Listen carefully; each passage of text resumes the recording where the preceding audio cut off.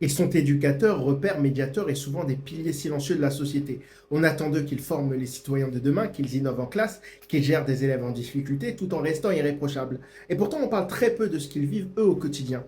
Cet épisode ouvre un espace de réflexion sur ce métier fondamental, celui d'enseignant. Et cette réflexion prend une résonance particulière avec une affaire qui a récemment secoué les médias, celle d'une institutrice de l'Aube condamnée pour avoir tourné des vidéos X dans sa salle de classe hors du temps scolaire diffusé, voilà, sur OF.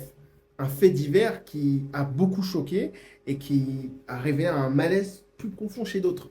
Le rôle crucial des enseignants, on le sait, entre vocation et pression, être enseignant aujourd'hui, c'est pas juste transmettre du savoir, c'est gérer des élèves fragiles, s'adapter à des réformes permanentes, répondre aux parents, aux inspecteurs et même à l'opinion publique sur les réseaux sociaux.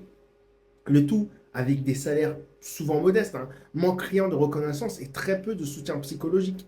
Donc à quel moment le surmenage ou l'isolement devient-il inévitable? Parce que l'affaire de l'Aube, c'est une faute morale ou est-ce que c'est un symptôme d'un système à bout? En janvier 2025, une institutrice de Plancy-l'Abbé, elle était en arrêt maladie, et en fait, elle revient les week-ends à l'école pour y filmer des vidéos explicites avec son compagnon. Les vidéos, elles sont postées sur OnlyFans, et les parents, ils alertent le maire, l'éducation nationale la suspend immédiatement. En juillet, elle est condamnée à 5 000 € avec sursis pour abus de confiance. Les faits, aucun élève impliqué, acte commis hors du temps scolaire et aucun antécédent professionnel. Mais une question demeure.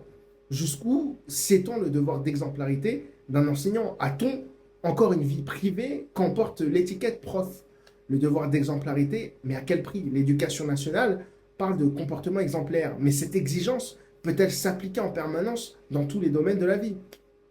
Quand un enseignant transgresse, on dénonce, mais que fait l'institution pour prévenir plutôt que de punir? Cette affaire, elle touche aussi à des tabous plus larges, précarité, sexualité, solitude, pression sociale. Certains enseignants cumulent des boulots, d'autres euh, ils vivent en silence, et il y en a qui franchissent la ligne. Ce qu'on oublie trop souvent, c'est que les enseignants, ce sont des humains, avec leurs doutes, leurs besoins, leurs erreurs, leurs fatigues. On attend d'eux qu'ils tiennent bon, mais qui les soutient vraiment, hein? Et pour conclure, hein, je ne cautionne rien, mais j'ouvre simplement un débat nécessaire sur les limites entre vie privée et fonction publique, sur le poids moral qu'on fait porter aux profs, sur le besoin urgent de reconnaissance et de soutien et d'écoute. Dites-moi ce que vous en pensez en commentaire.